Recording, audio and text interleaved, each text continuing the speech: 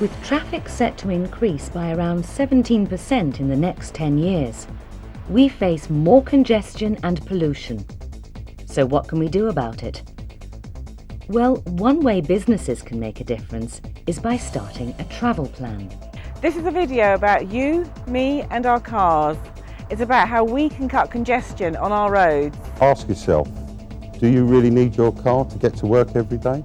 Or can you find a different way of getting there? I did as part of my company's business travel plan. A travel plan is a package of transport measures. It's aimed at promoting travel choices for commuting and business trips. Here's how it can work for your organisation. A travel plan can reduce travel and transport costs and also means benefits for staff. Its aim is to promote sustainable travel within an organisation and reduce single occupancy car use. A travel plan can meet your individual needs, whether you're a small, medium or large company. Businesses can start a travel plan as a requirement of a planning application or because they have a travel-related issue to solve. For example, parking. Their car park may be overcrowded or the cost per space could be very high. Or site access problems. A congested area can lead to costly delays for deliveries and staff may arrive late.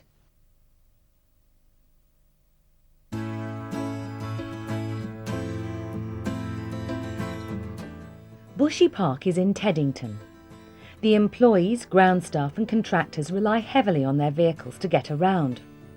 With fuel costs high, Bushy's staff felt they had to do something. Well, we looked at how people were getting around the Royal Parks. They are a large geographical area.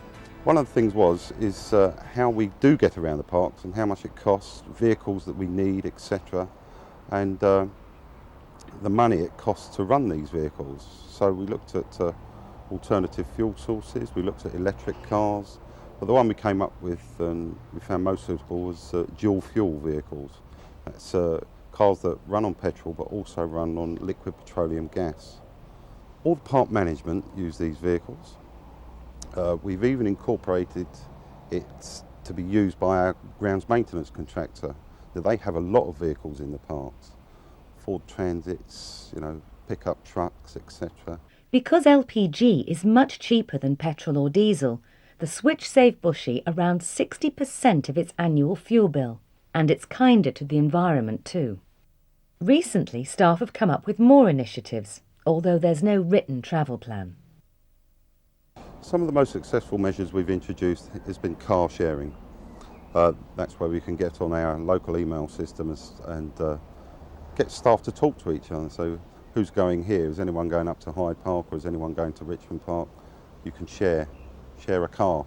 But even in some of the other parks, staff cycle between parks as well. The cycling's been very good. Bushy Park's switch to alternative fuel and other travel plan initiatives also earn it tax and national insurance savings. This has enabled them to reward their staff with a bonus.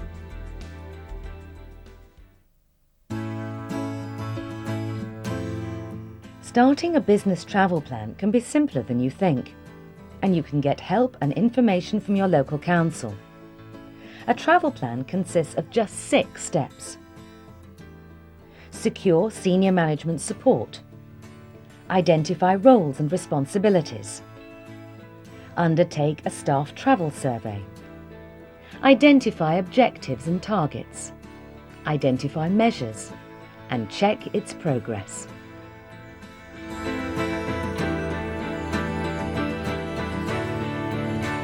My name is Julie Connolly. I work for B&Q Sutton. Since we started our travel plan, I now do a car sharing scheme. One of the first measures B&Q implemented at their new store was a car sharing scheme. The company had made a planning application and under government guidelines, it had to be accompanied by a business travel plan. What we done was we asked people where they travel from, where they live, their postcodes. On the back of that, we came about with different people in different areas. One could pick up one on a certain time, one could drop off another. And we've got a board that people put up that they need a lift in on certain times. B&Q have also encouraged staff to use public transport, walk and cycle. I get up at 5:15 in the morning, get my bus at 6:10, arrive at work at 6:30 every morning.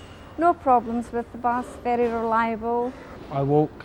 I find it very easier than relying on public transport or even cars, because don't rely on traffic. I know I can get to work in about 15 minutes. Some of the things that's really worked well here is, in fact, we've just done a review after the first year of actually implementing the travel plan.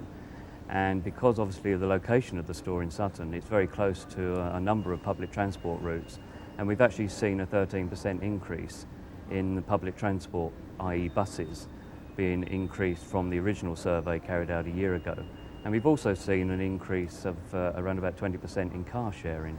So that's a good start for Sutton to actually be made aware of reducing the number of single occupancy car journeys by our staff and thinking about doing something different.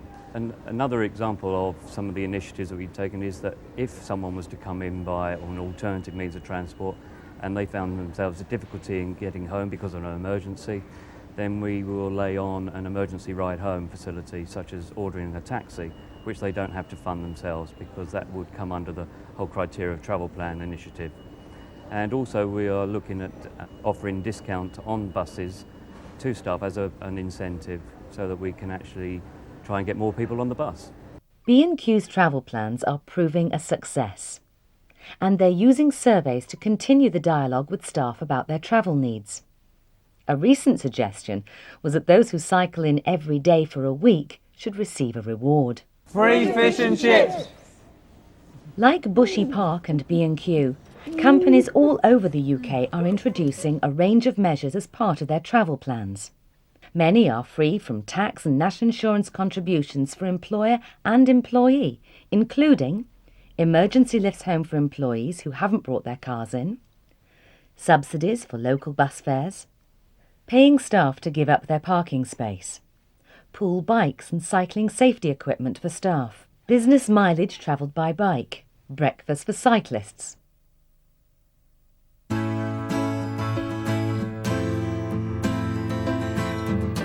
The Lensbury Health Conference Centre and Hotel in Teddington started a business travel plan in 2001 when they applied for planning permission to extend their facilities.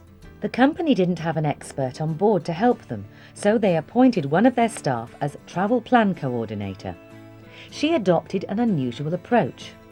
Well, I've always been a bit of a poet, so unfortunately a lot of my strange ideas came out in poetry first of all, and then I sort of narrowed it down a bit. Initially, because I walked to work, I wanted other people to walk. So a lot of my concentration at first was actually trying to get people to ditch the car and walk. By monitoring their plan, Lensbury has seen their campaign succeed in getting both staff and members to change their approach. We've seen an increase in the number of staff walking and cycling. The survey in 2003 of our 250 staff showed 64% response rate, which was very positive awareness. And of our staff, 37% drive to work, but 63% do walk or cycle or use alternative means. It can mean healthier staff too. Research has shown that those who cycled 20 or more miles a week were half as likely to have heart disease as those who didn't. Club members have also made suggestions. They felt electric rather than diesel boats would be more environmentally friendly. It's been a lot of work for those involved, but has it been worth it? And I think when you're a small organisation facing commercial demands, sometimes it's very difficult to find time for these kind of wider issues. And with hindsight, the Green Transport Plan requirement has been very beneficial to us as an organisation. One of the largest companies in southwest London is GlaxoSmithKline. With a new development in Brentford, they had to devise a travel plan for their 3,000 staff. We've taken a whole range of initiatives, and they go from implementing a car share database, having public transport season ticket loans as incentives, having guaranteed ride home as an incentive. We wanted to take cycling really, really seriously, so we adopted a whole cycling strategy. That included the development of a scheme called Bike Miles, which rewards cyclists on a daily basis for coming into work on their bikes. They get rewarded £1 a day, And in addition to that, we have Dr. Bike, who's on site every Wednesday, and he offers people cycle training. He offers them servicing to have bicycles repaired and mended. Another important element in the travel plan was developing staff facilities on site. A lot of the facilities that were provided on the street, including the shops, the banking facilities, were provided in order to stop staff having to make unnecessary trips by car just to go to the bank or just to pick up some vegetables or just to pick up little things during the day. When we did a staff travel survey earlier in the year, we found that very often staff brought their cars to work because they needed to do just that. So if the facilities were actually here, then they wouldn't need to do that.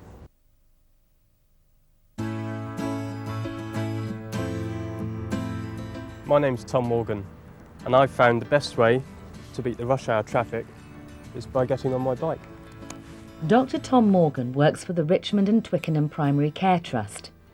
He's one of about 10 from his building who cycle to work.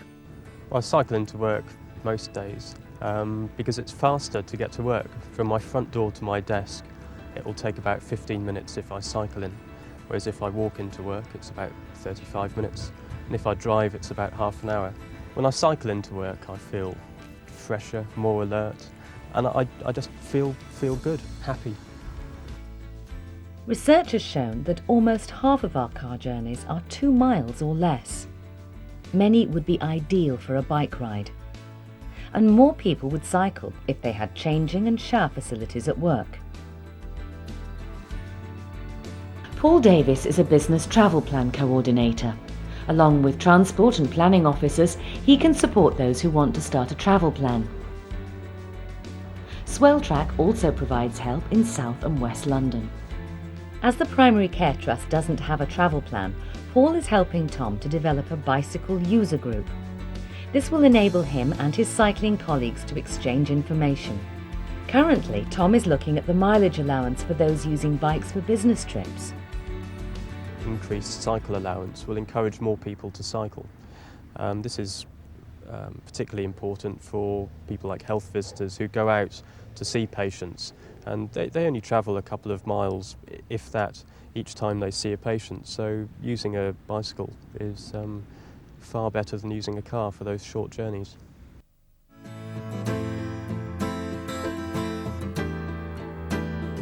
The Richmond Chamber of Commerce has 400 members in the area. They feel that larger companies may find it easier to introduce travel plans, while smaller companies would need encouragement. We've taken the initiative to now survey our chamber members to firstly make sure that they're aware of these initiatives that the council and the government are bringing forward, and give them the chance to have their say now and put over their point of view of how their daily routine works around transport. More and more companies are recognising not only the business value of a travel plan, but other benefits as well.